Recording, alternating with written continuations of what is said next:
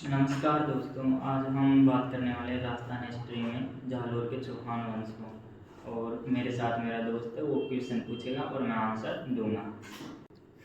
जालोरों के चौहानों की स्थापना किसने की? जालोर के चौहान वंश की स्थापना कीर्तिपाल चौहान के द्वारा 1181 में की गई थी। जालोर के उपनाम क्या क्या?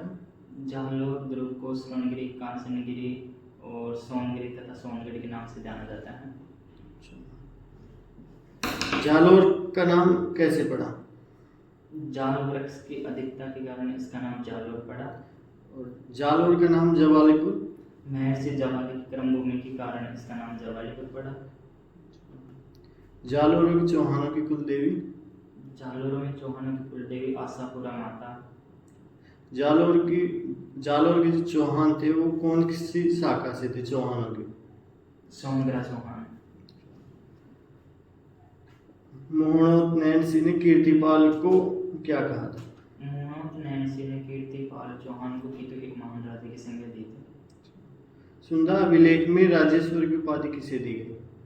सुंदा अभिलेख में राजेश्वर की उपाधि कीर्तिपाल चौहान को ही दी गई थी।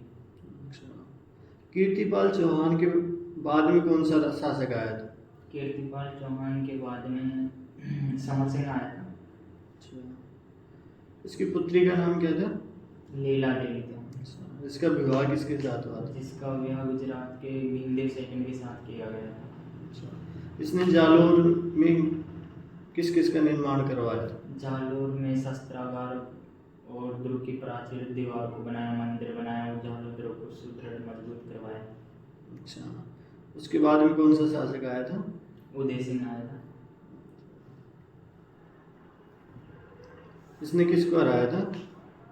उदय सिंह ने गुजरात शासक लवन प्रसाद को पराजित किया था।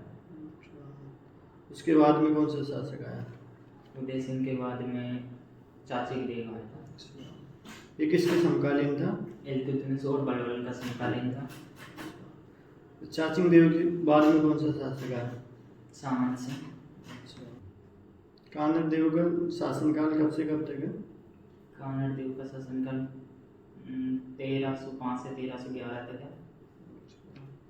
अलाउद्दीन खिलजी ने प्रथम आक्रमण कब किया था? अलाउद्दीन खिलजी का प्रथम आक्रमण 1305 में किया गया था। कौन से दुर्ग पर हुआ था?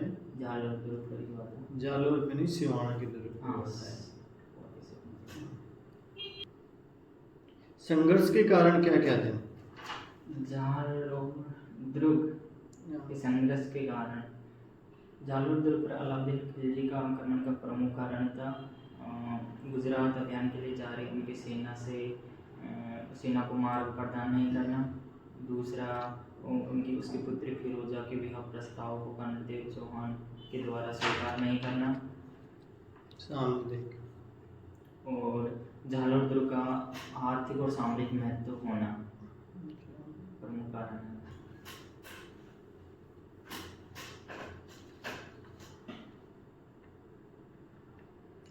जो 1305 का आक्रमण हुआ है सिवाना के दुर्ग पर, तो किसके नेतृत्व में हुआ?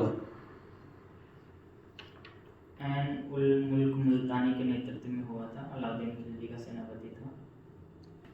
सिवाना का आक्रमण कब हुआ? 1308 में हुआ था। और जौहर किसके नेतृत्व में हुआ? जौहर सातल देव और रानी मैनादे के नेतृत्व में। केसरिया उसके में, और केसरिया सातल देव और मैनादे के नेतृत्व में जौहर हुआ था। यह विश्वासघात किसने किया था? भावले पवार के द्वारा भांडेलाल तालाब को दूषित कर दिया था।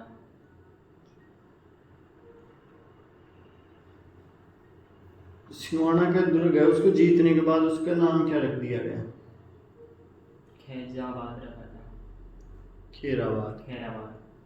और इसको किसको सौंप दिया गया? कमालुद्दीन ग्रुप को प्रबंधक नियुक्त किया था इसका। इस युद्ध के बाद अलाउद्दीन खिलजी की सेना जालोर दुर्ग की ओर बढ़ी, तो किसने रोका था उनको? कानड़देव के पुत्र वीरमदेव और मूछाला मालदेव के द्वारा अलाउद्दीन खिलजी की सेना को पीछे धकेल दिया था। जालोर आक्रमण कब हुआ? जालोर आक्रमण 1311 में हुआ था, जिसमें स्वयं अलाउद्दीन खिलजी और उनका सेनापति कमालुद्दीन गुर्गे आए थे। जौहर किसके नेतृत्व में हुआ था? मैनादे के नेतृत्व में जौहर और कानादेव चौहान के नेतृत्व में केसरिया हुआ था।